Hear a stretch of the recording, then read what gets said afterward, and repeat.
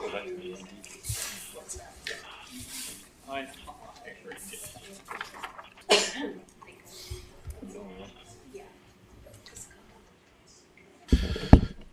afternoon, everyone, and welcome to the regular scheduled meeting for Taber Town Council, Monday, February 10th, 2020.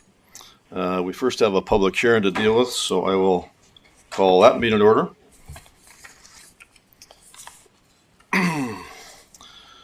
Members of the public in attendance who wish to speak against or for proposed bylaw number 3-2020 will have a 10-minute time limit for speaking, and anyone who wishes to come forward and speak must state their full name for the record. Item 2, proposed bylaw number 3-2020. Mr. Armfield. Yes, I'm going to call up Ms. Monks to give an introduction to the subject matter of the bylaw, please.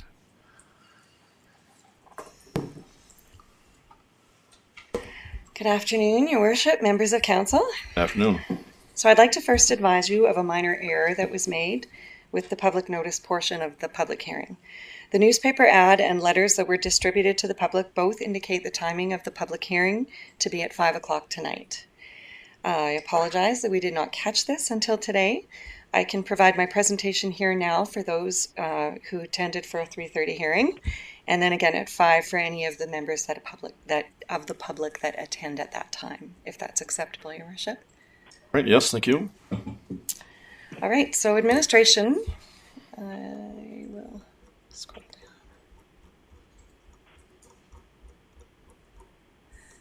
So administration has received an application to amend the residential and medium density R4 district to allow for neighborhood commercial development to be permitted as a discretionary use. There are currently 5 locations within the town of Taber that are zoned R4, and those are here on this map. Currently in the land use bylaw, our single-family residential and single and 2 dwelling districts already have neighborhood commercial as a discretionary use. This application would request consideration to have that also included within the R4 district. Neighborhood commercial is a small-scale commercial center consisting of retail stores and other service and retail uses located within a residential area. There are additional limitations identified in the land use bylaw that also need to be followed in any application, and this application then has to apply to the Municipal Planning Commission for approval. A circulation to adjacent properties of any decision follows, and an appeal period is part of that process. So I'll just run through the different locations here in town which have received circulations. We should maybe notify that Joe Strovis is attending via. Oh, yes, we can do that. Yes, is Joe now on? Councillor Chavez, you're online with us? Yes, just for the record, we do have Councillor Chavez via teleconference. As a matter of fact, I'm live streaming, so I'm watching as well. I didn't catch that last bit. He's live streaming, so he's watching. Okay. All right, great. Again, just for the record, Councillor Chavez is via teleconference online with us as well. All right, so as I was indicating, they have all received circulations to neighbors within 100 meters of the location. As you can see, Area 1 is located just north of 56th Avenue, is a site area of 5,650.47 meters squared. This vacant lot would have some challenges with a proposal for neighborhood commercial, given that it is not a corner lot. The land use bylaw does not support a mid-block location such as this one. So Area 2 is 7,113.33 meters squared, located at the corner of 50th Street and 60th Avenue. As the site is currently fully built out, it would not be a potential location for neighborhood commercial. Area 3 is a 14,921.95 meter square site, located at 5030 West Viewgate. This location is currently under purchase agreement by the applicant, who has approached administration to initiate this application. The location is a corner site with good traffic flow and is currently undeveloped. Given the size and zoning of this location, if it were to be built out with residential units, the land use bylaw allows for a maximum of 50 dwelling units per net hectare. This site is 1.5 hectares. However, 20% would be required for landscaping as well as parking and circulation for the site. But as you can see, that could potentially allow for over 100 additional residential units or an apartment unit up to 4 stories or 14 meter high, whichever is lesser. The applicant is in very preliminary stages of design and is considering a 30-unit residential building with parking, as well as buildings located adjacent to 50th Avenue that would provide office and minor retail space for clinics or other personal service. Landscaping and pathway connections will be provided, as well as on-site parking. The area has potential to provide this neighborhood with amenities that will benefit them. Area 4 is located at Fairway Village. This site is almost built out, and the lots that are available within it for development would not meet with the intent of neighborhood commercial development guidelines. They'd not be considered for support for an application to proceed to Municipal Planning Commission. Area 5 is located at 4800A 48th Avenue, or Signature Village. This area is also completely built out and would not have potential for development. Under the Council's strategic plan of development, community, and promote growth, this gives an opportunity for growth and economic opportunities by providing a development for a site that has sat dormant for some time. This amendment comes as a result of reviewing town policies and regulations, that being the land use bylaw. Further, by allowing clinics and service offices in this area, will continue the growth of Taber as a healthy and safe community. So the required steps to enable this amendment will follow later in this meeting with the potential second and third reading of Bylaw 3/2020 to amend the R4 discretionary uses. With regard to process, the notification was in the January 29th and February 5th Taber Times, albeit incorrectly, as well as circulated to neighbors within 100 meters of the 5 locations and this public hearing. So the department recommendation from planning is that council consider second and third reading, believing this amendment to be an excellent development opportunity for the community. At this time, we would suggest that the public hearing be held over until 5 o'clock when the general public may be in attendance. We can repeat this presentation and further details can be provided to council.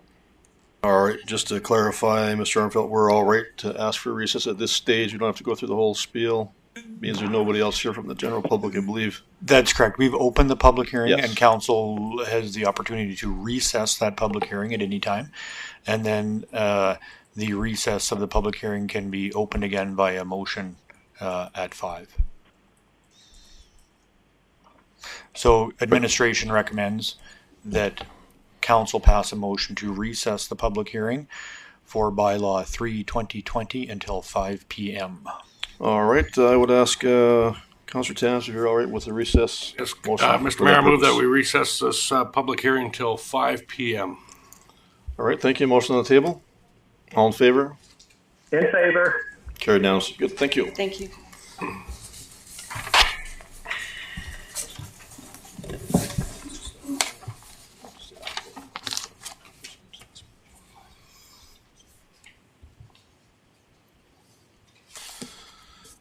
All right, I call the regular council scheduled meeting to order and ask for an adoption of the agenda. And I believe there's a requirement for 2 agenda items to be adjusted. If we could ask Councillor Garner to look after that, please. Thank you, Mr. Mayor.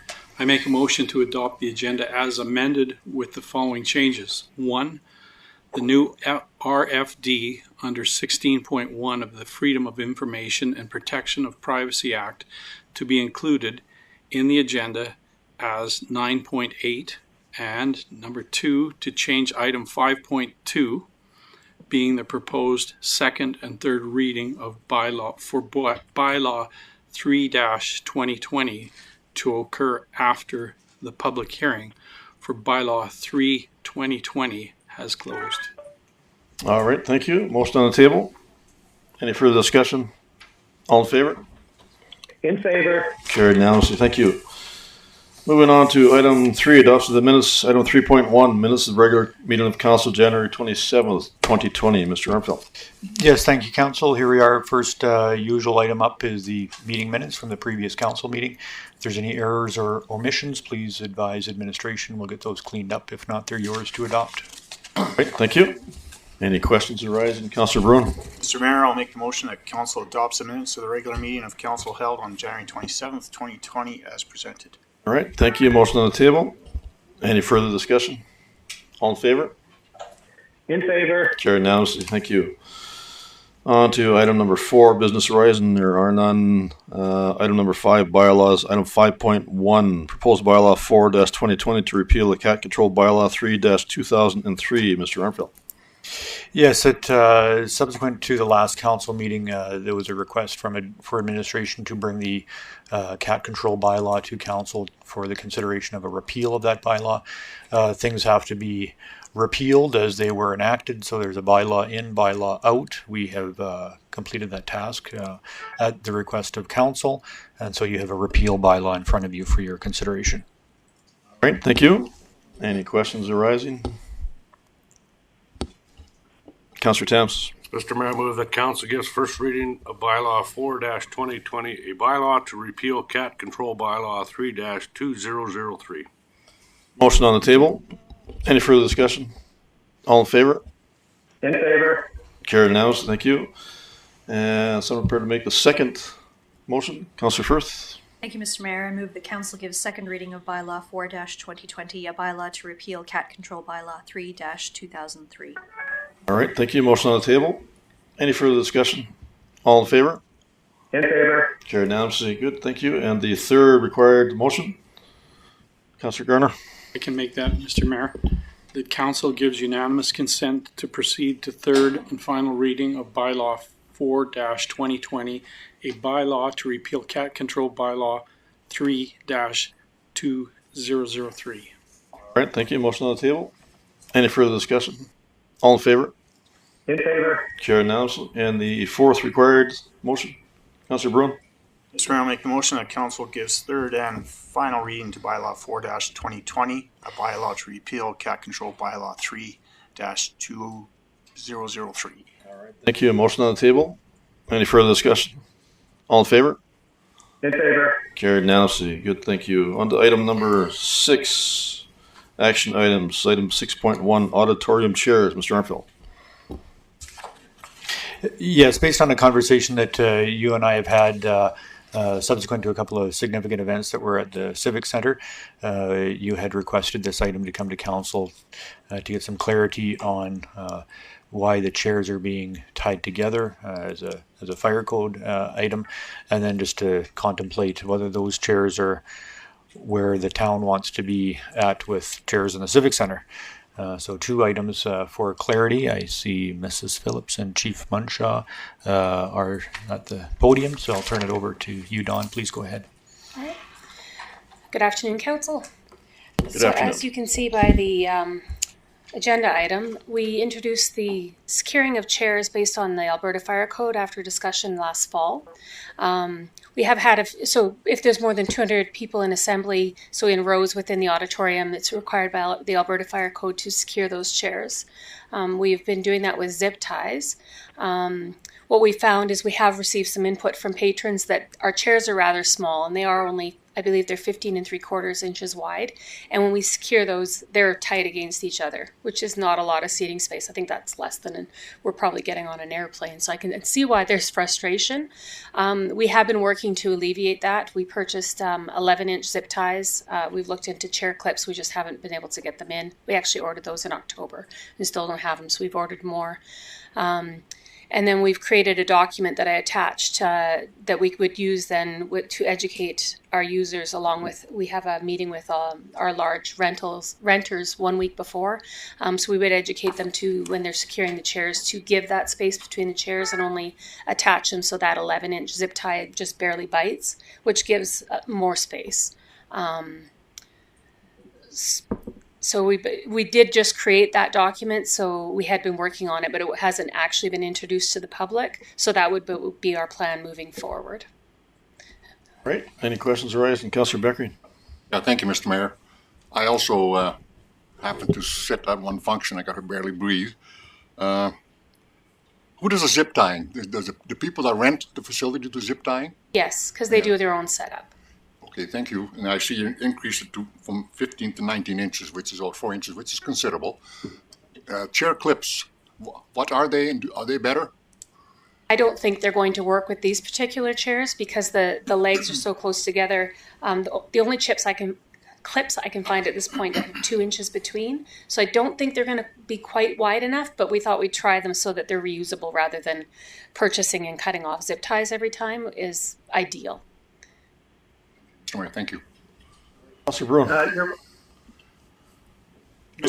Mr. Mayor, I've got to say, of all the functions I attend, Tabor chairs are probably the most uncomfortable chairs I've ever had to sit in. So if we're having a problem with this zip tie thing, which must be quite intensive labor to put all those zip ties on, have we looked at buying new chairs, better, comfortable chairs at work? Well, I did attach one chair. I was waiting for feedback from, there's a company that supplies a lot of recreation facilities that I'm very familiar with, Schoolhouse Products, and I did get some information from them today, so I can share that information if you'd like. And these are all chairs that would either come with, they're called gangers.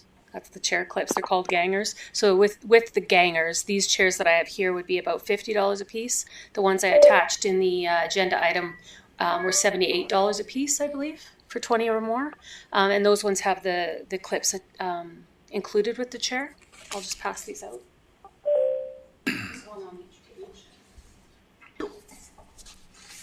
I may ask, so just by buying wider chairs, we still have to tie the chairs together? No matter what, we have to tie them together.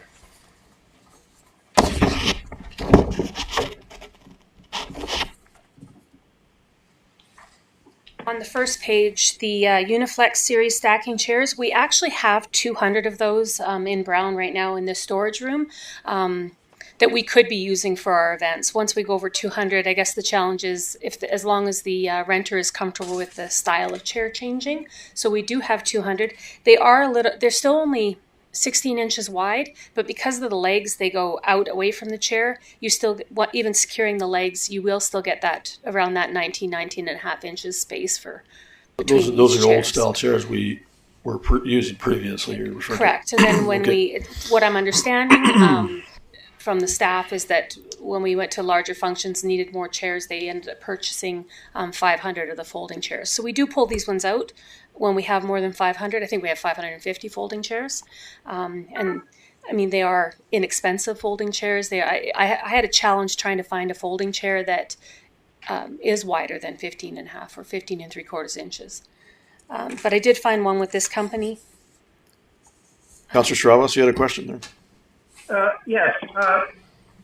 I see some problems. So I'm really not in favor of tying chairs together. I realize it's provincial fire code, but when somebody rents this facility, how are we going to police this, that they tie them together? We send all of our special event requests to the fire department, so they're aware when we have larger functions, and we'll occasionally pop in and check in on the renter, and then our staff as well. Our staff have been trained that if there's more than 200 people in a rental, that we should be checking to make sure that the chairs are secured, the aisles are clear, the exits, the emergency exits are kept clear, and again, the fire department's popping in for those as well. So just as a clarification for Chief Munshaw, that the fire code is recommending that or requires that when it's 200 plus in a very location. clearly stated within the Alberta Fire Code that they identify interlocking the chairs once they hit over 200. And that's simply when it's a row seating, not necessarily when there's tables set up and there's 200 plus in the That's correct. building. Only for road seating, and by capability of a row, how many sit in a row is that another number that additionally supports that. Okay, great, thank you. Your Worship. Yes. Your Worship, I have a further question. So in a school facility where they have an auditorium and set up 300 chairs, do they also require to have their chairs zip tied together? That's correct. Yeah, they're not exempt from this portion of the Alberta Fire Code. Boy, I think we're getting over-regulated here. Okay, Councillor Thames. I totally agree with you, Councillor Strobus. I think we're getting over-regulated, but looking at these chairs and at the stuff, and then you got these chairs at $50. They got angle things on the legs, so zip tying them ain't going to work any better. So, you go to most of the churches here in town, and they have hook and latches on their chairs, right? Why can we not look at something that's that simple? Because it drops in a hook and you're done. These chairs would include the $50 includes the clips, the gangers that secure to the two legs. Okay. That is the chairs on the first page? Yes. So that's the ones right on the top. Yes. And they include the gangers. Yes. So we they do don't- have them for that style. The ones that we have, that's where we're finding the challenges. These ones come with them. And actually, when we line two of these chairs up, even the zip ties down below would actually work, but we'd much rather use it. And those are metal, I believe, gangers. So we'd much rather use those, partly because they're reusable. They're easier to put on and take off for our users. Snap on. They just clip on, yeah. Perfect. I think overall the problem is we're dealing with chairs that are too small. They're smaller than average, right? And that's clear by when you sit in one and you drop down, you're lower than is the norm for one end under the seating, the width. So I don't know. Is there something we can just explore for? You have some options here. That's great. But is there something we can explore? I believe Councillor Garner's got an example of one here you borrowed this afternoon. Either something like that or some other options that we can look into as a possibility. I know that the more advanced you get, the higher the costs, obviously, and maybe storage is also a concern as far as whether they're stacking or foldable, etc., for where they store under the stage, right? Correct. And with the stacking chairs, we need to use the storage room. But Mr. Silito and I were in there this morning and checking out the space, and we think we could eliminate some items in there that don't need to be there and create a little more space for more chairs. Okay, so storage-wise, if we went for something a little more elaborate that's stacked compared to folded, like we're currently using, do we have the storage space on site for that? Could be tight, but we think that we could make it work. Super. Will we not then use underneath the stage for stacking chairs? Or? If we could find a system where we could then lay them down and roll them under, would be the challenge. What we have is these chairs it's like a dolly meant for chairs, so they don't stay on the dolly. If they did, we could, and there is that option. They do have one here where you could purchase the extra dollies for them, then lay them down and roll them under the stage. We may end up needing to go there if we run out of space in the room, because you can only store a certain number high as well. There must be some value for the chairs that we have now, like for resale or something to help with the cost of new ones. Potentially. Counselor, those chairs are worthless. You won't get anything worthwhile for them. And in all honesty, as much as this is trouble in the fire code, this is still the best option. And a longer zip tie is the best option, undoubtedly. And believe me, this is with all my experience in doing catering in large facilities and doing banquets, for over 30, 40 years. This is the best option administration has come up with. Councillor Garner? And replacing those chairs is they had the stacking chairs in there previous, and they were rolled in and underneath that stage. The system they have now with those chairs is really the best option all around. All right, thank you, Councillor Garner. As I look at the materials that you provided for us, all of these are made out of steel and plastic, basically. None of them have any padding whatsoever, do they? No. I'm lucky because I carry my own padding with me. But for some of the skinny people here, it must be a torture to sit through a Remembrance Day ceremony of an hour and a half. I think now's the time. If we're going to make a change, let's get something with some padding that is self-locking, that's built into it, and let's spend some money and do it right the first time instead of putting a Band-Aid on this problem. The only concern, sorry if I may, Sure. The only concern I have, and I agree, and I was looking for some padded one as well, fabric padded ones as well. My only concern from an operation perspective is when we have them at banquets and whatnot and people are eating, they will get stained, so we will then be cleaning and replacing. But that is an option. We can do that. That's achievable, but just something to consider. And that's why a lot of facilities, I think you see a lot of the vinyl even, but then they crack. So I'd rather fabric. Mr. Garner. I was lucky enough to attend a function on Friday night with the mayor. We attended a pro-life celebration meal at a local church up in the north corner of town there. And their seating was fantastic. Nice padded seats, wide, and I think there were probably over 200 people there, Mayor. Probably close, yes. Yeah, and I just thought and they're heavy duty. Like they're a nice chair. In fact, I took a picture of it, and it's floating around here somewhere on behind the scene. But I think before we jump to a conclusion and get the cheapest thing, because that's how we got here in the first place. Right. So why would we make the same mistake and jump to a cheaper chair, another cheap chair, instead of taking the time and doing it right this time? Is my suggestion. Councillor Thames? The problem that I see with your chairs, and I like, because the church I attend, we have these chairs too. But then they're wider, they're hooker. And if you take the Remembrance Day ceremony and we eliminate another 3 or 4 chairs from every row, we are going to have worse time with the Remembrance Day ceremony trying to pack it full. And when you have most normal functions there, like a wedding or stuff, it's not very often that we're packing over 200 people. There might be 2 or 3 events in this town where we're packing over 200-300 people. And I appreciate administration thinking not to have cloth chairs because they get dirty and then you got to clean them and it'll just become a worse nightmare. I think we need to take a little time to take some look around and find some chairs that are way easier to install than zip ties.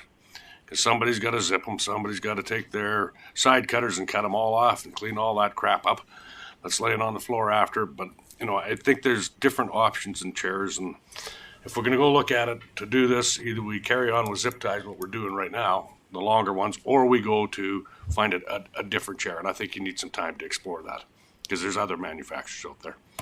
Just an ask Your for Worship, Councillor Chavez, yes.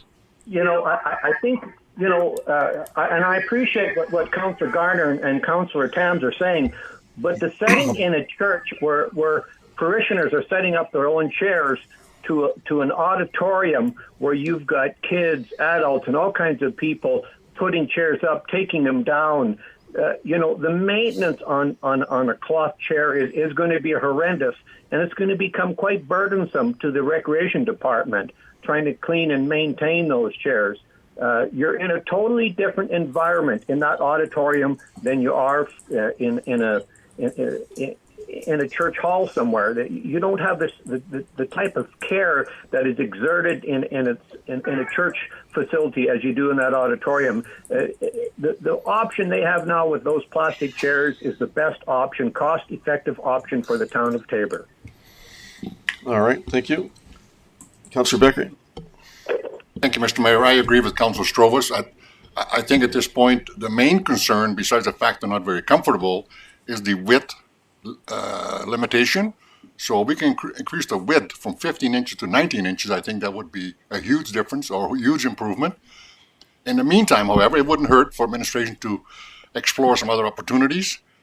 But at the present time, I think we should stick with what we got. And I'm also concerned about the cost factor. To buy 500 new chairs, for example, at $50-$60 is $30,000. And stacking chairs with cloth on them, they stack less per pile, so you're going to have a storage issue, I believe, big time. So let's stick with what we got, except bigger ties. All right, Councillor Garner?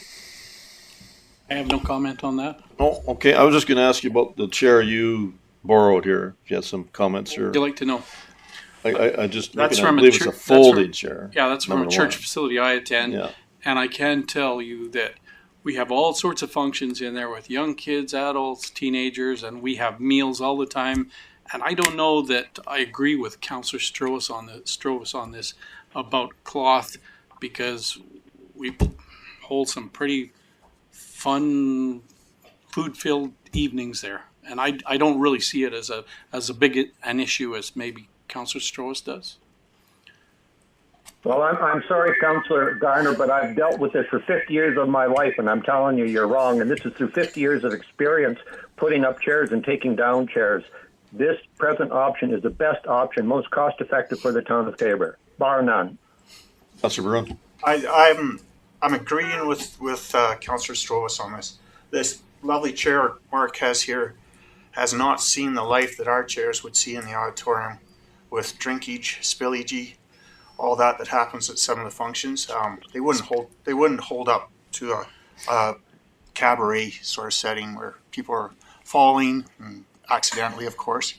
But I think the chairs we have are very uncomfortable.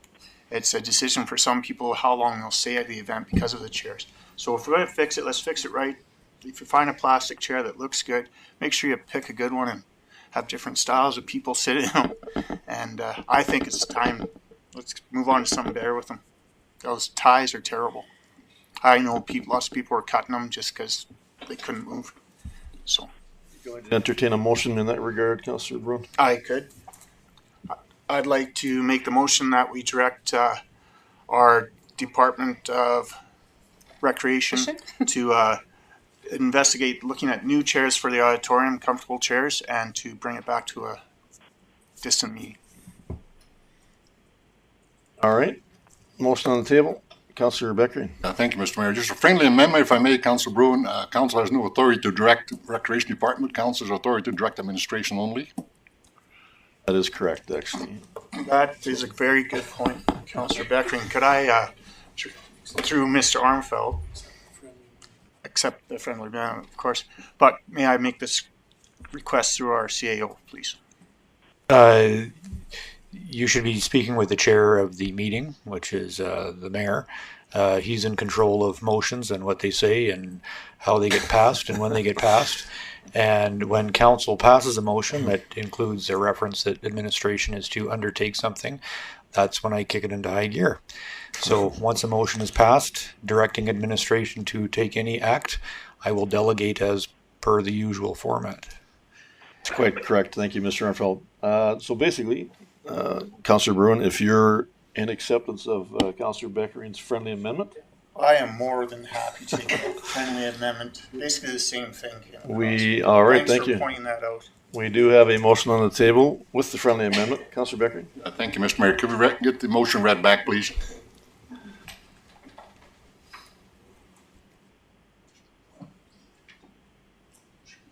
The motion reads that by Councillor Bruin, that council directs the administration only to investigate looking for new chairs at the auditorium and bring back to a distant meeting.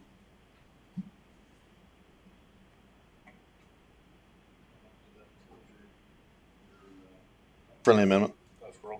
That's okay. That's okay. It's in there now, administration. So the friendly amendment is taken as a matter of course. So. All right. Friendly amendment motion on the table. Any further discussion? All in favor? Against. All right. One opposed. Carried. Thank you. Item 6.2, Canadian Pacific Railway crossing repair. Mr. Armfeld.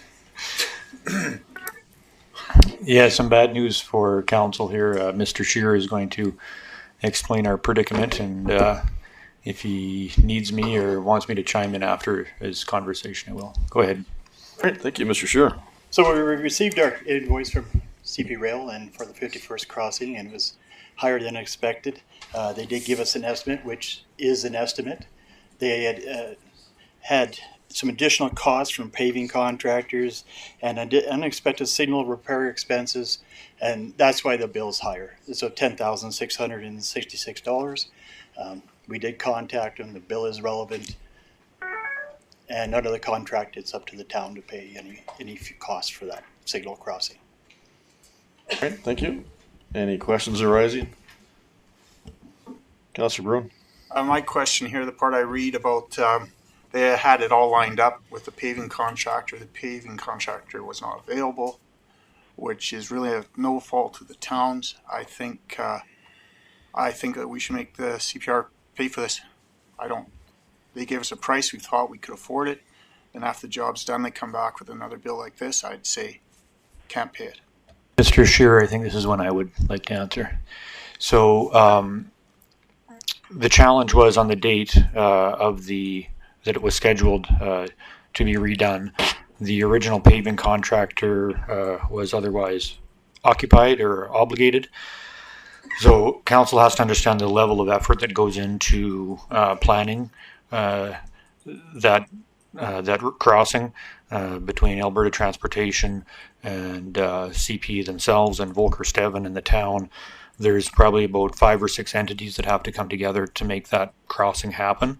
So on that particular date, the cheap asphalt guys were not available, so they went with a more expensive vendor. on the side of wanting to decline paying the additional component.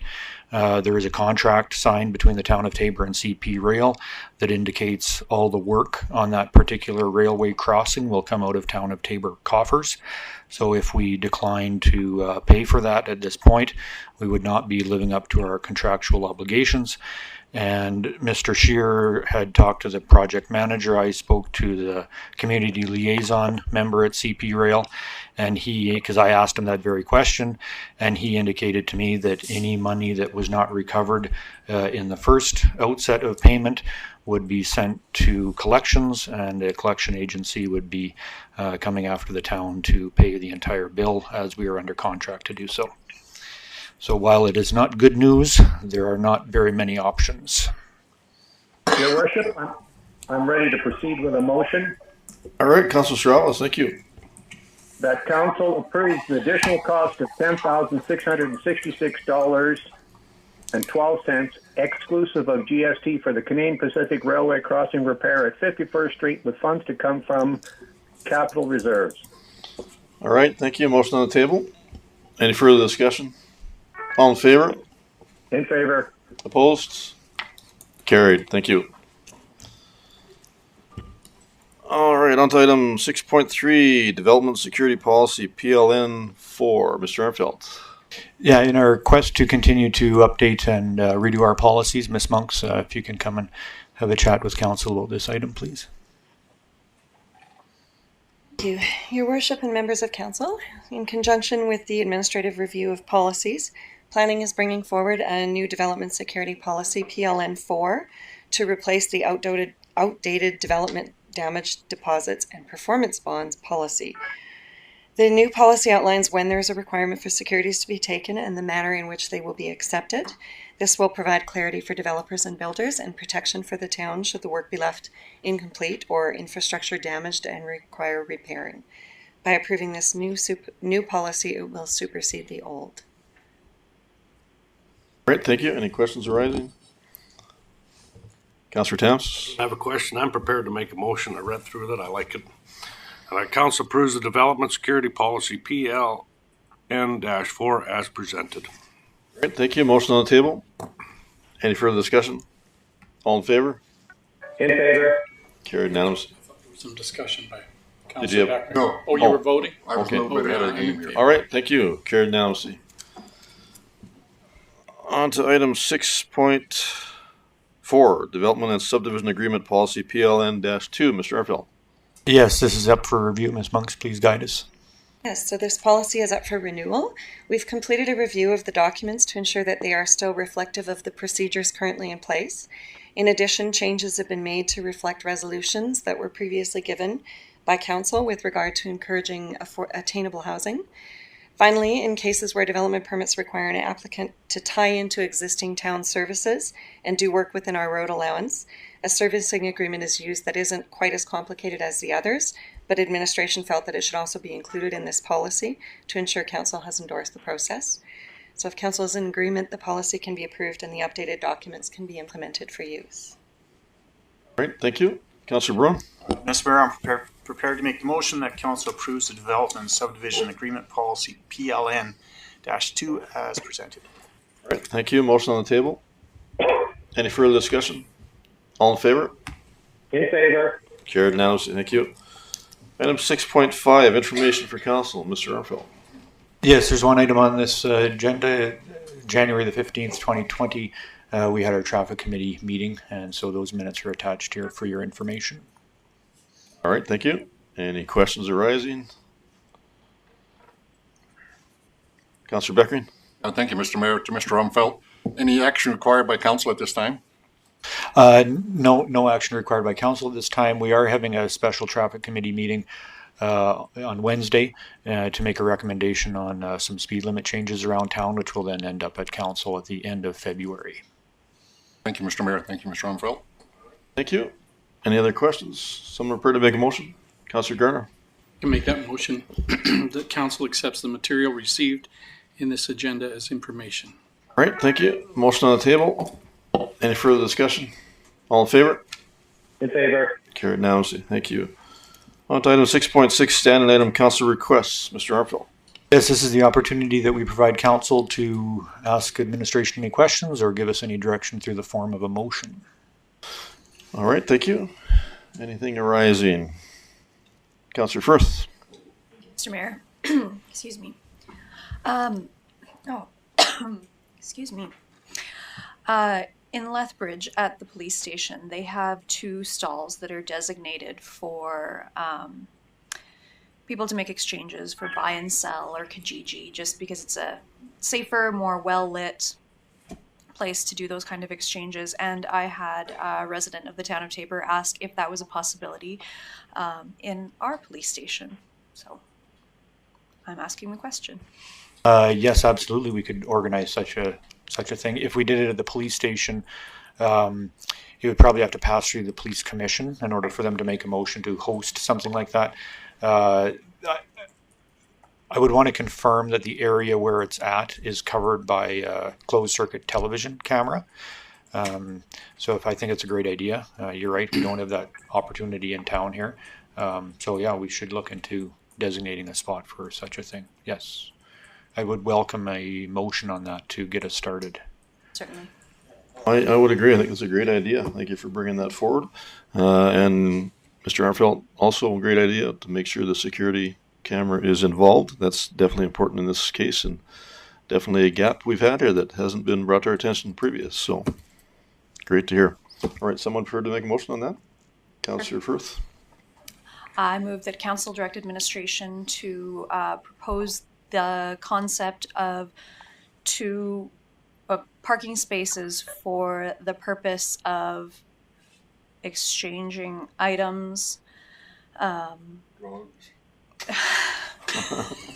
legal items, to the Taber Police Commission. I know she doesn't accept your friendly amendment. All right, thank you. Did you catch all that, Councillor Strauss? Crafting motions. Oh yeah, I got it all right. All right, thank you. Motion on the table. Any further discussion? All in favor?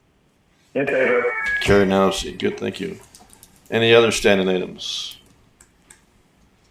Councillor Strauss, did you have anything yourself? Well, I had something, but I forgot what it was, so it'll have to wait another time.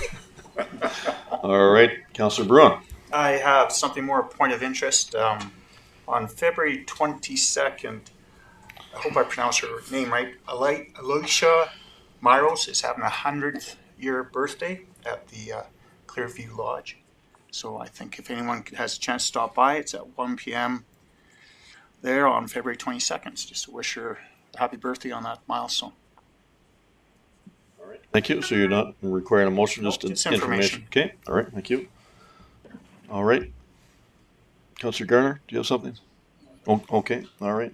And nothing else further. There's a couple ongoing things, I believe. Yeah, the work on the 2021 hosting of the Twinning Conference is ongoing right now, right, Miss? Yes. Yep. So Miss Van Ham and Councillor Strovis are working on those 2 right now. All right. Thank you. Okay. Then there are no delegations. And we're, I guess, better ask the Taber Times here. Did you want to ask some questions thus far, or did you want to wait until after the hearing portion of that one item that's yet to be dealt with? Okay.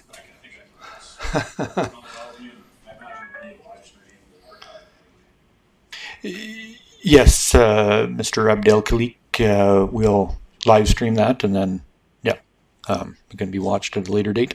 So, with that said, no inquiries. Okay, good, thank you. With that, then I would ask for a recess, or sorry, I guess we've done the recess portion already, just a motion to break until 5 p.m. I move that we break till 5 p.m. and reconvene with the public hearing first. All right, thank you. Motion on the table.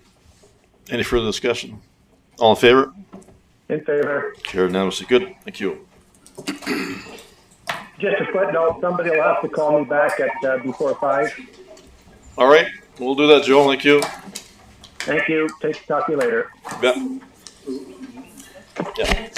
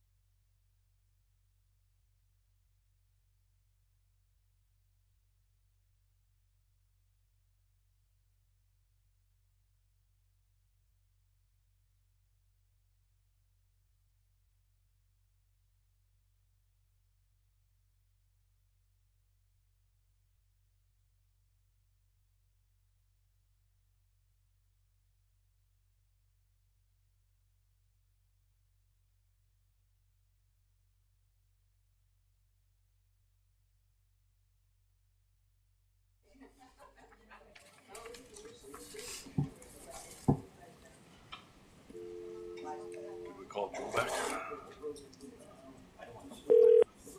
We're waiting for Joe, but we're not.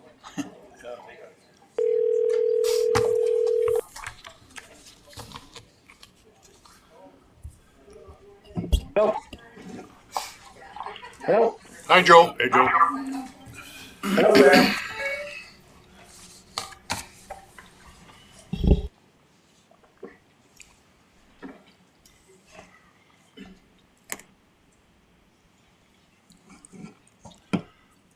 All right, could I have a motion to reconvene the public hearing, please? Councillor Beckering?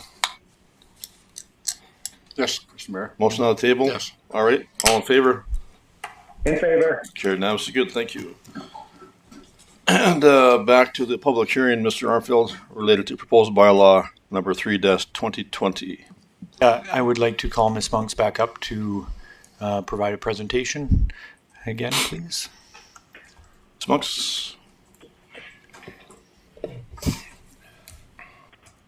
I'll You not ready? touch it. Go ahead. We need to drive this.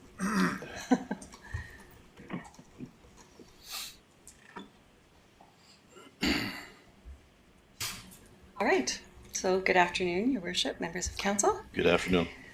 So administration has received an application to amend the residential medium density R4 district to allow for neighborhood commercial development to be permitted as a discretionary use. There are currently 5 locations within the town of Taber that are zoned R4, and those are located here on this map. So currently in this land use bylaw, our single-family residential and single and 2 dwelling districts already have neighborhood commercial as a discretionary use. This application would request consideration to also have that included in the R4.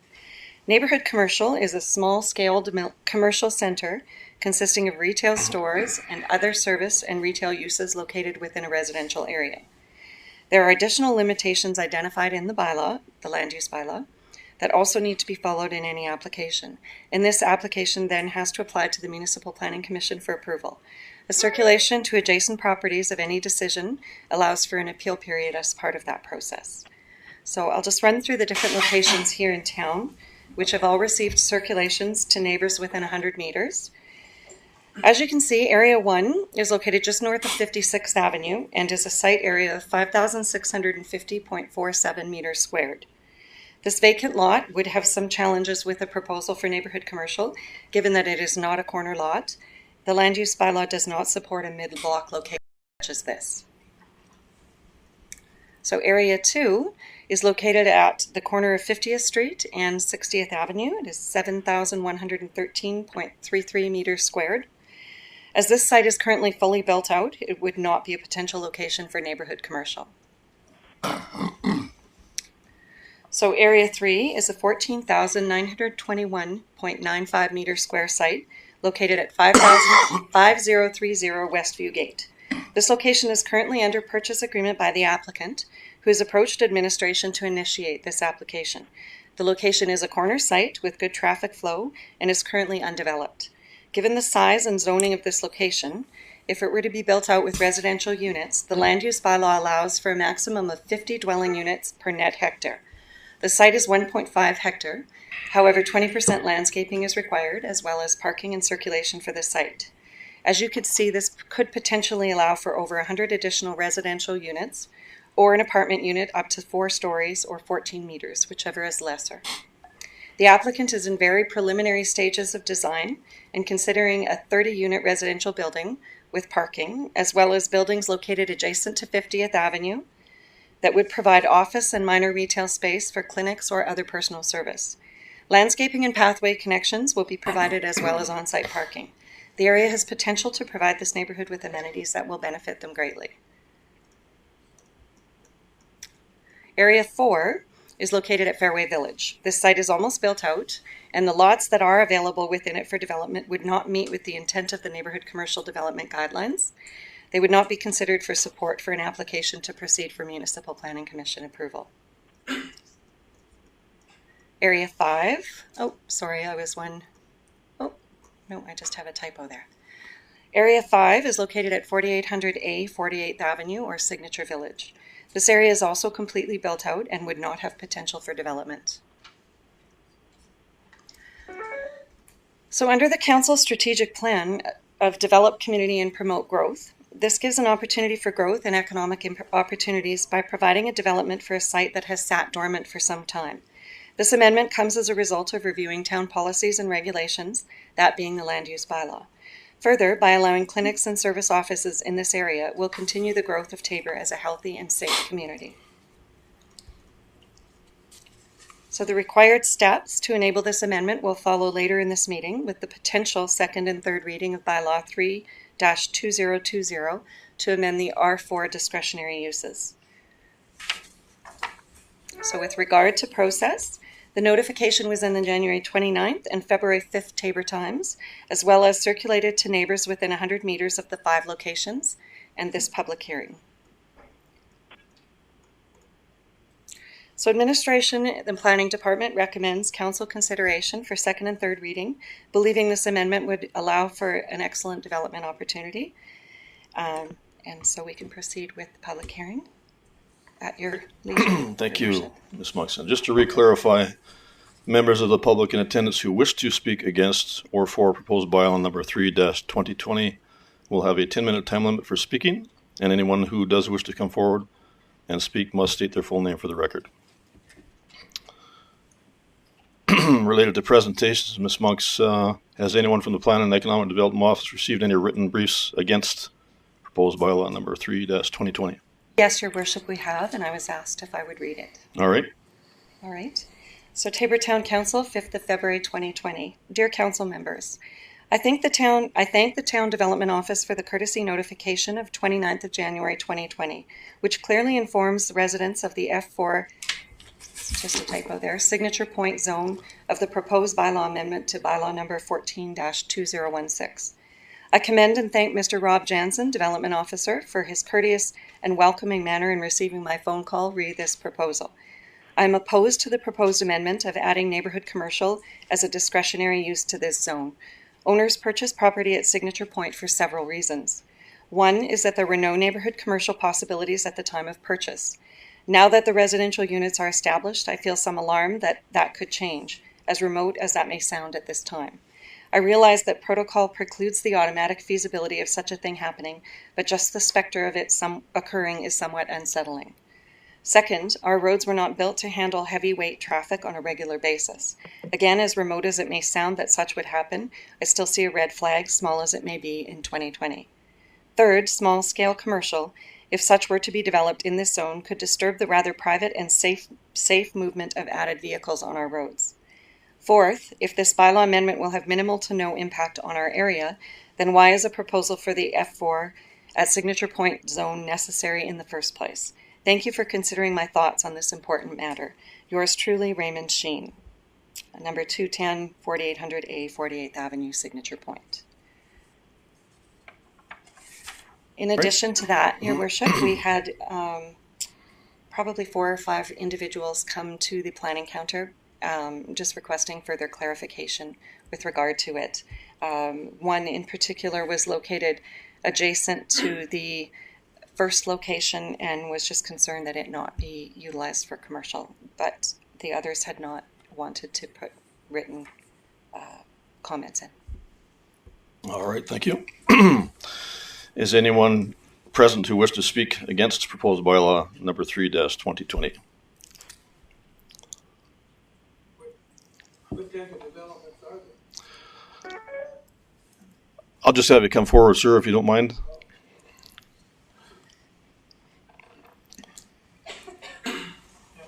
My name is Keith Lawler, and the letter that got sent out, there was no indication of what was proposed to be developed. Right, I'll just refer that question back to Ms. Monks, if I may, please.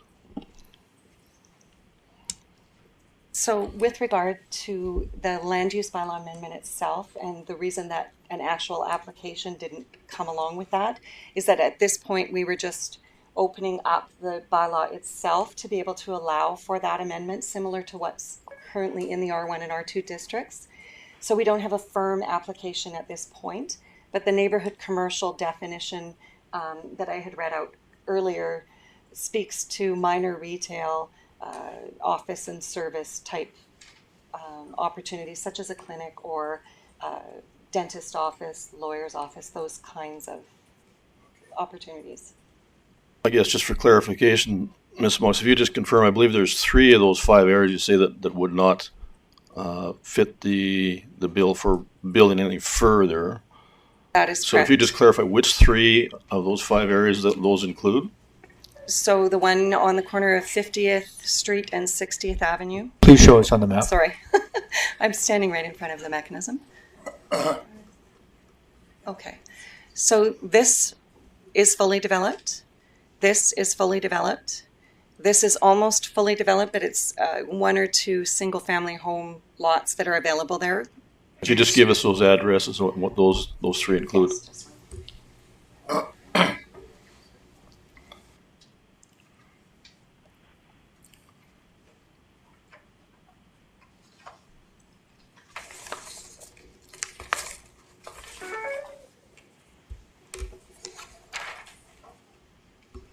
So this is the corner of 50th Street and 60th Avenue. Would that be like area 4, area 3? That is area 2. Area 4 is Fairway Village, and that is fully developed. Area 5 is Signature Point, which is also fully developed.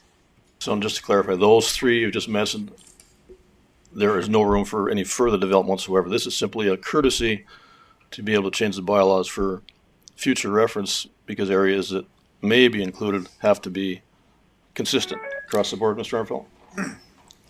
Yes, that is correct. So the way the land use bylaw is set up with different districts, each of those districts have an R4 designation. And so at the development planning stage, if somebody is wanting to bring in an application for small commercial in that area, then it would be entertained. I believe, Ms. Monks, then by process of elimination, you indicated the parcel in just south of Prairie Lake Estates would not be suitable according to the bylaw right now? That is correct. The bylaw also indicates that it should not be a mid-block location. So with the process of elimination of the 3 and with the one that you just spoke about, which is the remainder that would be suitable? This current location in Westview. So we have 1 out of the 5 that would be suitable and compliant with the land use bylaw. That is correct. Does that answer your question, sir? Yes, it does. Yes, thank you. And just for clarification, I hope everybody else is understanding that here. I just want to make that clear that that's exactly what's involved. It was a little confusing with what's on paper there. All right. Thank you, Ms. Monks. All right. Anyone else here wishing to speak against bylaw number 3-2020 for a second time? Yes, come forward, please. My name is Mandy Witowich. I live at 42 Westview Boulevard. All right. Thank you. My concern is traffic in that area. We live on the corner and it's a very busy area already. Sorry, man. Could I just get you to come up to the mic here so this is recorded? Thank you. All right. I feel that we have a very busy entrance to Westview as it is already. There's a lot of noise on the corner late at night, all through the day. I find it very noisy already. I feel that adding extra traffic in that area is not something that I'm interested in. I also have a question. If we are revitalizing downtown and spending money to update that area and make it more beautiful and stuff, and yet there are many, many empty buildings in that area, why would we build more commercial areas in a residential area rather than using the ones we have? All right. Thank you. Yes, Mr. Sheen, come forward, please.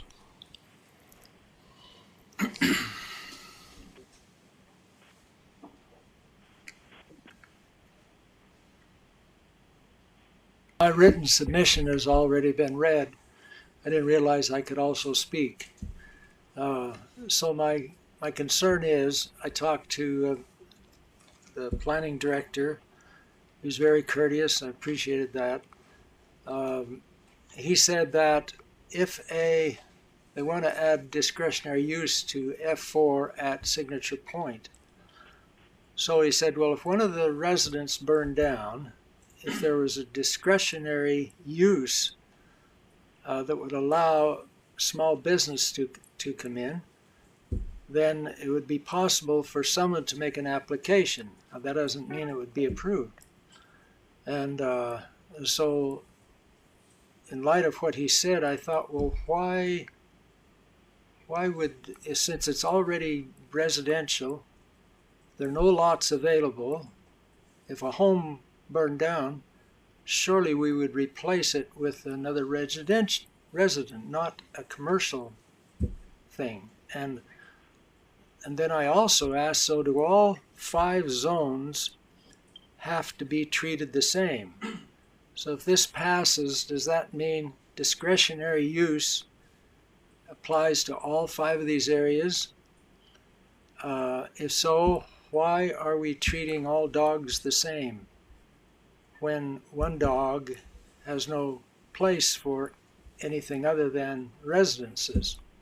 He said, well, we can't divide these up. You can't have one allow discretionary use or this one not allow discretionary use. They have to all be the same, covered by the same blanket. I find that a little difficult to understand, why they would all be treated the same.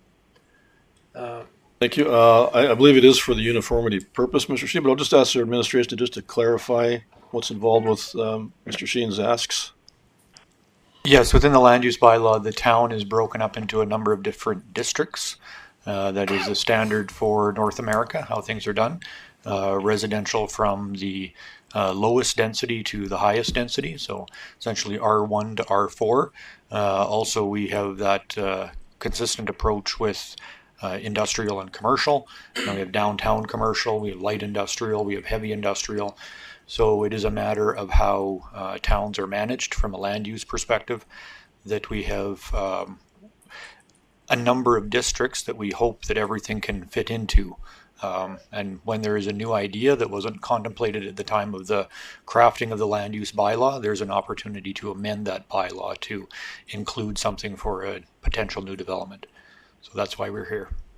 Okay, thank you. Now just to clarify Mr. Sheen's example of if we lost a residence over in Signature Point or Fairway Village there, that would be replaced accordingly like he was asking. Yes, I mean we're going we're taking a fairly significant leap with that assumption. But if there was a home that burned down there, I can't think of any retail entity that would locate in that area and hope to be viable. That is a clearly residential district. So if our faith was not on the Municipal Planning Commission to deny such an application, if the very small remote chance that somebody actually wanted to try it, I can't see how they would ever have a viable business there, because they're surrounded by residential units. They're not in a commercial area. Right. All right. Correct. Mr. Sheen, does that answer those questions? Your worship. Thank you. Councilor Stravitz, yes. Yes, I just would like to make a comment. The area Mr. Sheen is talking about is also a condominium association, and any development there would have to pass through the condominium association first, so that they were on side with it, and it's highly unlikely the condominium association would even consider a retail development within their area there. That's just a comment, because I'm familiar with condominium associations. All right. Thank you, Councilor Stravitz. All right. Anybody here wishing to speak against bylaw number 3-2020 for a third time?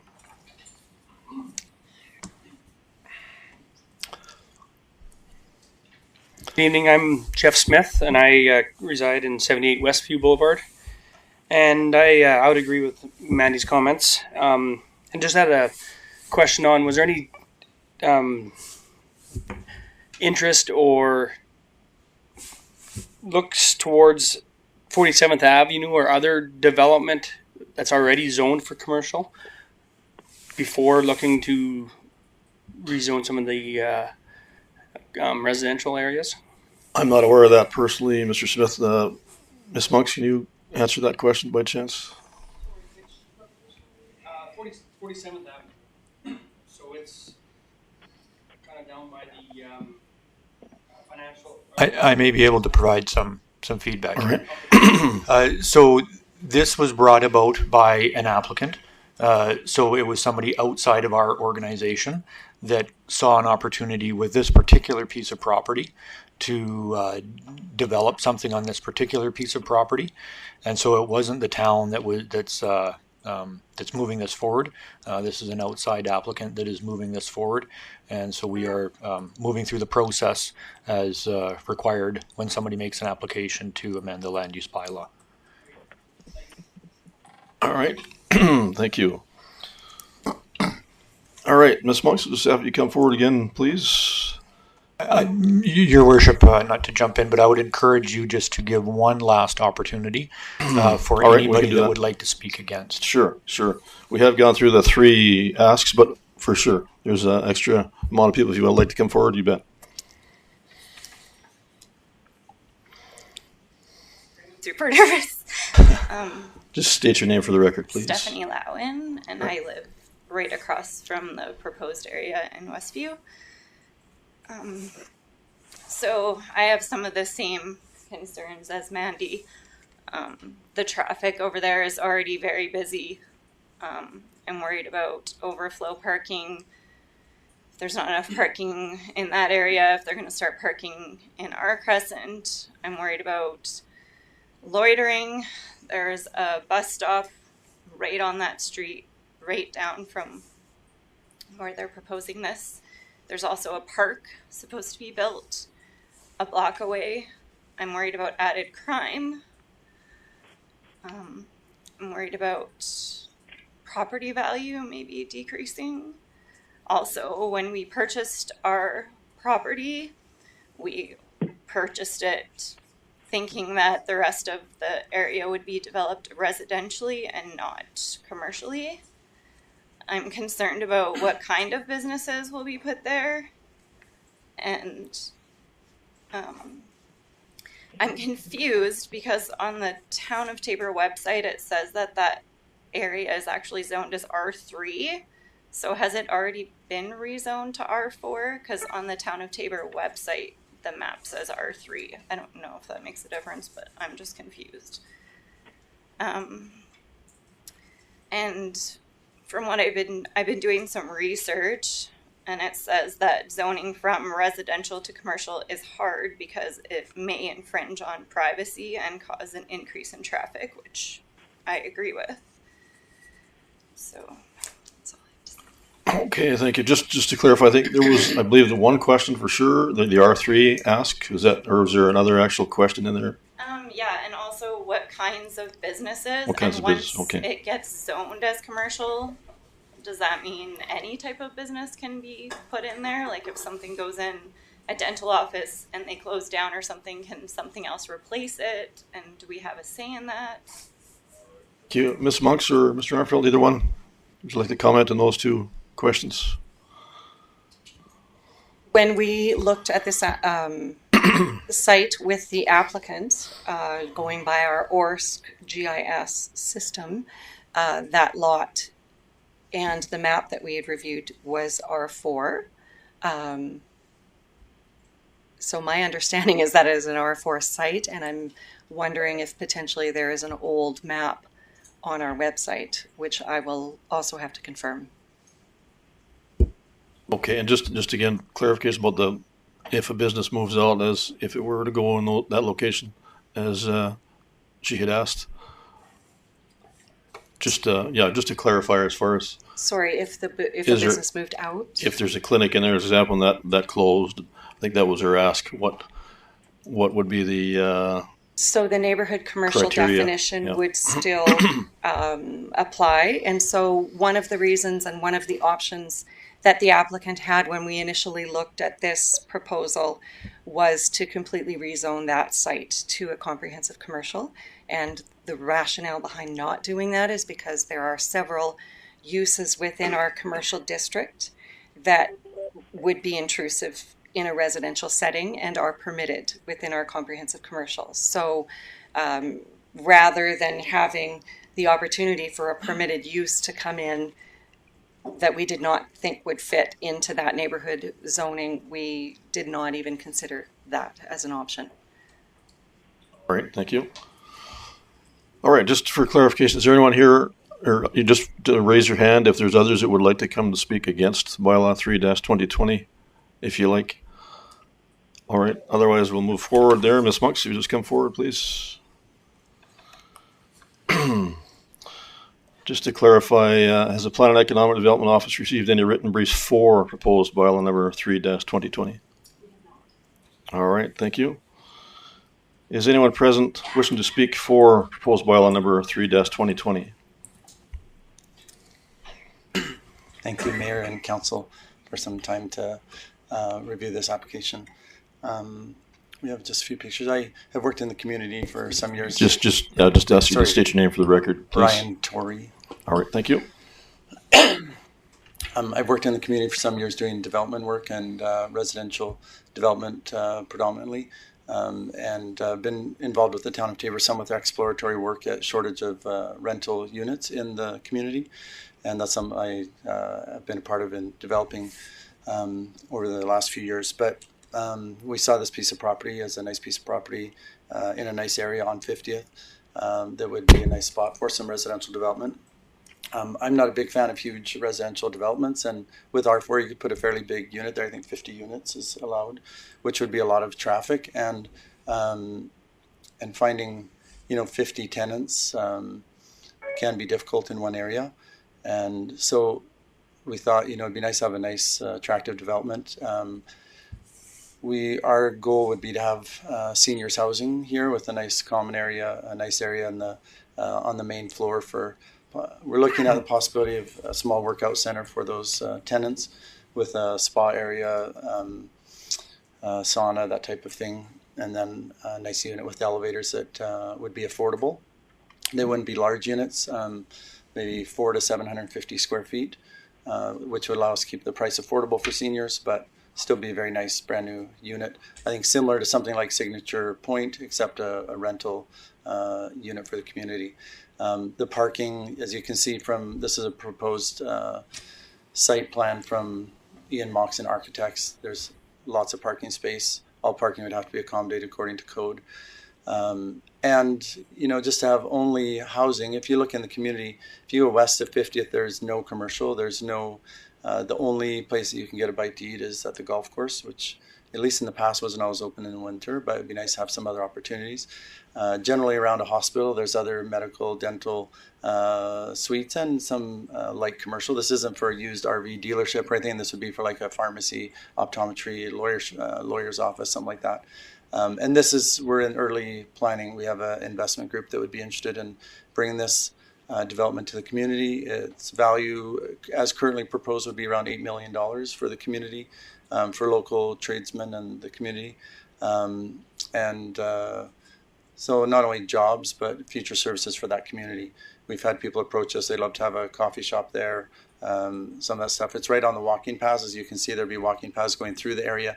And actually, the architect has paths walking through that seniors housing, and they could continue on down to the lake. So it'd be beautiful, nice landscaping.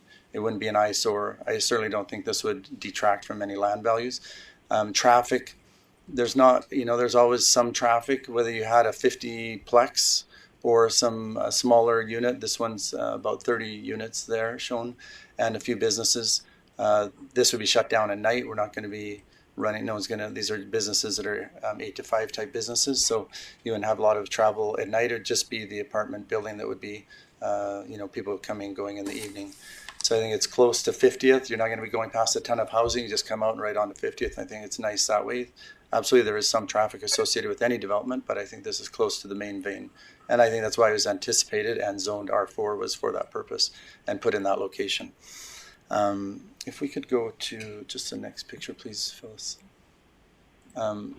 This is Dr. Cooper has grown out of his current space and would like to build his dental office here in the southwest corner. This is a building in Coaldale that he'd like to build this exact building. And the exact same architect that designed this building is doing that. And our whole development would mirror this type of a building. This is proposed architecture that we'd be utilizing. It'd be a beautiful area, professionally done.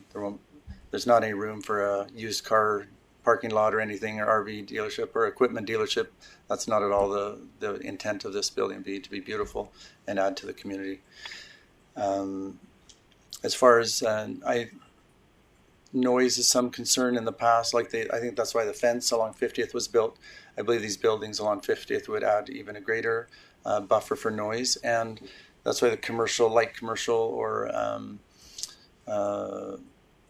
possibility of retail, if a little coffee shop or possibly, I don't know, maybe a little clothing shop or something, or someone mentioned even a pub might be nice. I wouldn't be interested in stopping by the pub, but someone mentioned that. But anyway, this area would be to the south, and so there would be a buffer between that and the residential to the north to help with noise. But I think this would be a blessing to the community, and we appreciate your support in considering this. I certainly understand other people's concern at other sites, and I can't speak to those. I think it's been addressed, but I think this would be a beautiful addition to the area. Great. Thank you. All right. Anyone else wishing to speak for proposed bylaw number 3-2020 for a second time? And anyone wishing to speak for proposed bylaw number 3-2020 for a third time? All right. Seeing none, someone prepared to make a motion. Councillor Beckering. Thank you, Mr. Mayor. I won't make a motion, but I will make a comment if I may. For the benefit of the people in the audience, the council will be discussing this a little later on the agenda. This particular public hearing is for the public to speak, not us. So hear us out later. Stick around, folks. All right. Councillor Towns. Yes, Mr. Mayor, I move that we close the public meeting. Actually, I just need this for information to start with. And I will take care of it. I move that we accept this for information purposes. All right. Thank you. Motion on the table. All in favor? In favor. Carried unanimously. Thank you. And I hereby declare the public hearing closed. All right. Reconvene with our regular scheduled meeting related to item 5.2. That is proposed bylaw 4-2020, second and third reading of land use bylaw amendment, bylaw number 3-2020. Mr. Armfield. Yes, you have just heard the public hearing for the amendment, proposed amendment to this bylaw. You can ask your administration any questions that have come up in your minds, hearing what some of the residents have conveyed to you, and we are here to provide you with those answers prior to any decisions that you make. So I turn the floor back over to council. All right, thank you. Any questions arising? Councillor Stravas, do you have any questions yourself? Well, I have some concerns when I heard some of the things, such as a pub going in there and whatnot. I think there's enough establishments in town as it is. I don't really think that the town can support another pub at this point. So I'm not totally in favor of everything that was discussed there. I think this area certainly it is a good area for development. The seniors housing, the clinic, dentist office, doctor's office, whatever, I think is a good addition across from the hospital. And I think, if there was a way that we could, and perhaps Municipal Planning Commission, could deal with down the road to make sure that something like a pub or a gas station, convenience store doesn't go into that location. I would support this in that avenue, but I have some reservations about pubs and convenience stores in that location. All right, thank you. Councillor Towns? Yes, Mr. Mayor, if possible, could we get a brief explanation from possibly Phyllis or our CEO on what exactly is discretionary use? Yes, I'll handle this one. If you will look to page 74 in the land use bylaw, because I think it would be valuable for council to hear the lens that the MPC will use when they evaluate a particular proposal. That's what I was just having a look for. Sorry, can you repeat your question, please, Councillor Thames? I just want a real clarification on discretionary. Oh, discretionary use. Sorry. So a permitted use, when a land use bylaw is passed, in every one of those districts that I was speaking to before, say the R1 to the R4, or an industrial from a light industrial to a heavy industrial, the way that the land use bylaw gets broken up is there are two columns. There is a permitted column and a discretionary column. And the uses that are within that permitted column, somebody can come to the counter, pay their money, and get their permit, no questions asked. The municipality is obligated to give a permit for a discretionary use. Obligated to give a permit for a permitted use.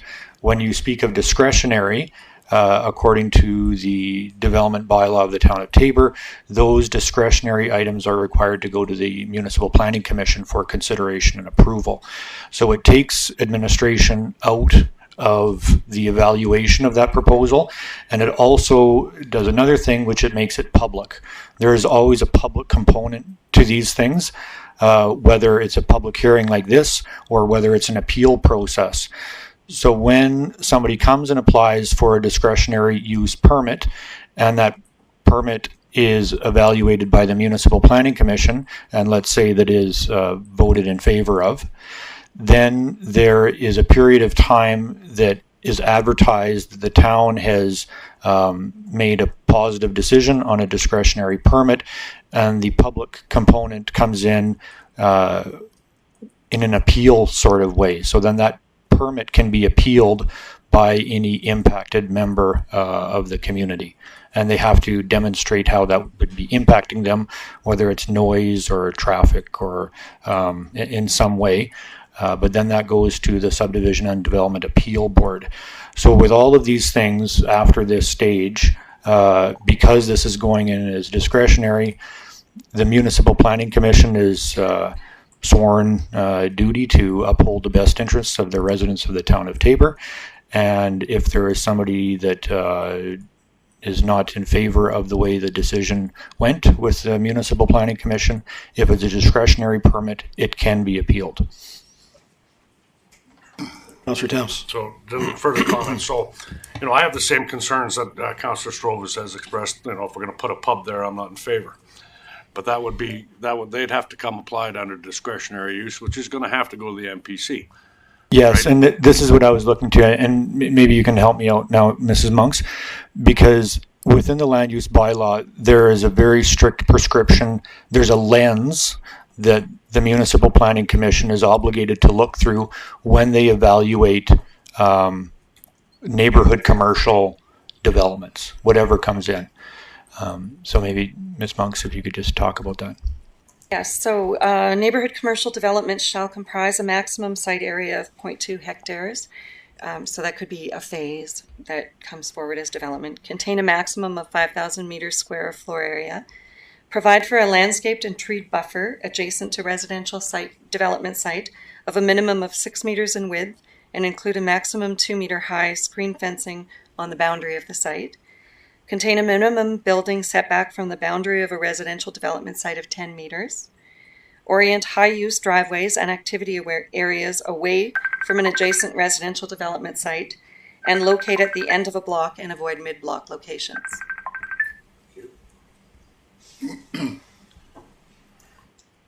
All right, any other questions arising? Councillor Beckering. Thank you, Mr. Mayor. I think we should perhaps proceed with some form of motion so we can get it on the table legally. So I'm prepared to make a motion. Just interrupt you for 1 second, Councillor Becker, if that's all right. I just had a question, clarification related to a couple of the residents asked about, like the pub has come up as a non-popular vote for one. Point of order, Mr. Chairman, Mr. Mayor. All right. Point of order, when a council makes a motion, it must be addressed to the mayor, which I did, and it should be on the floor. As I said, any discussions can be had following the motion, Mr. Mayor. As I said, you hadn't started the motion. I was just asking a question before we got to the motion because it's related. I'm making the motion. All right, make your motion. Thank you, Mr. Mayor. I'll move the council give second reading to land use bylaw amendment number 3-2020 as presented. And as the mover, Mr. Mayor, I'd like to be the first to speak, please. All right. Go for it. Mr. Councillor Beckering. Thank you, Mr. Mayor. just an explanation to the audience here. Just because this motion might pass or not pass, but just because it might pass doesn't mean it's an automatic go-ahead. We received an application from a person, Dr. Tory in this case, and the MPC will look at this with large glasses and, like Mr. Armfield said, through a large lens, and all kinds of conditions could be attached to this permit or this possible development, and council has the final say. So I would assure all the people that live close by to the proposed development not to worry too much about it, because we'll look after it. All right, thank you. Anything else arising? Your Worship, Councillor Chavez.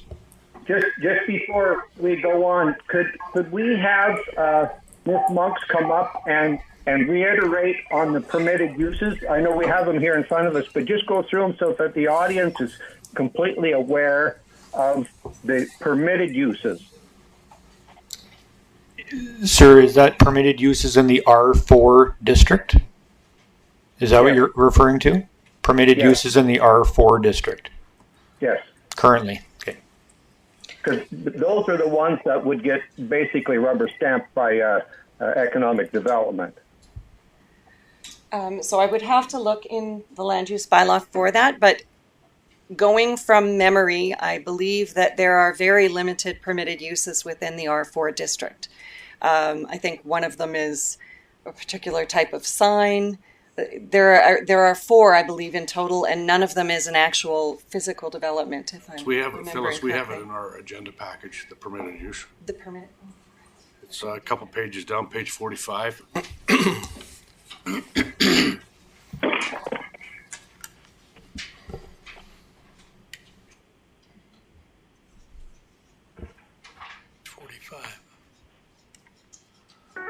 Thank you for that. There we go. Brought it up. Right, so the following are permitted uses. Home occupation class 1, so I would have to go to another part of the bylaw for that. A park, utilities, and sign class A. And then it does indicate that 2 or more residential buildings are allowed on 1 parcel of land in this district. For council's understanding, so you'll see that even multi-residential development is a discretionary use in this district. And you might say, hey, this is why is that a discretionary use when it should be a permitted use? This is for high density housing and that should be permitted. The reason that we have it as discretionary is so that it is not a slam dunk for a developer to come in and propose something that might not suit the town of Tabor's desires, and then your administration is obligated to give them a permit. It is specifically on purpose discretionary so that we can evaluate every proposal that's brought forward through the Municipal Planning Commission on their own merit, and then ensure that there is that public component of an appeal process for any decision that they make.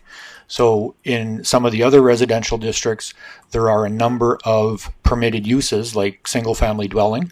However, that is not in this district because we want to be able to put the lens on anything that happens in the R4. All right, thank you. Your Worship, if Yes. I may, I would also point out that there are residential single dwelling district and are residential single and 2 dwelling district where the neighborhood commercial use is a discretionary use in those districts as well. And so it's not like it's running rampant with commercial throughout our residential. Each one of them has to be considered very thoughtfully and taken forward to Municipal Planning Commission. All right, thank you. So that would answer my question, please, for clarification for the couple of residents that brought up the same concerns as Mr. Armfield also indicated.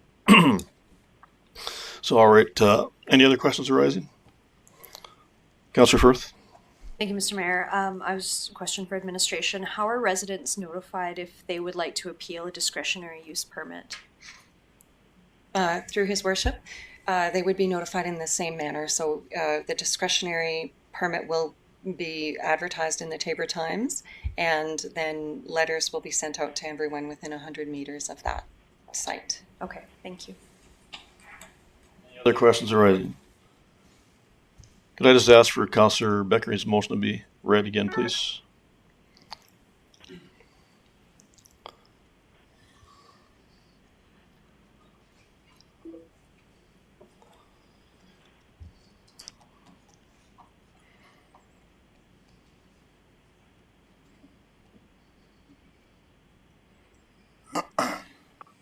Same one in the recommendation. Just wanted to clarify that. That's exactly for the second reading. Through to council that council gives second reading to the land use bylaw amendment 3/2020. All right, fair enough. All right, motion on the table. Any further discussion? All in favor? In favor. Chair unanimously, thank you. And the... No. I was opposed. Well, sorry, I didn't vote. okay, all right. One opposed, it's carried then. And third reading requirement, council's third reading. So I'm prepared to make that motion. Councilor Brown. Mr. Mayor, I'll make the motion that council gives third reading to land use bylaw amendment number 3/2020 as presented. Motion on the table. Any further discussion? All in favor? In favor. Opposed? All right, thank you. Carried. All right, thank you very much. That takes care of all our regular agenda items. Would ask for a motion to move into closed session, please.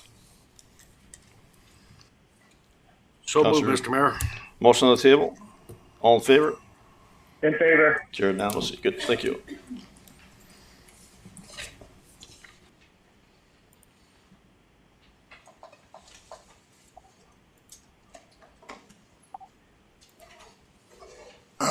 Just for clarification, that ends the public portion of our meeting, and we are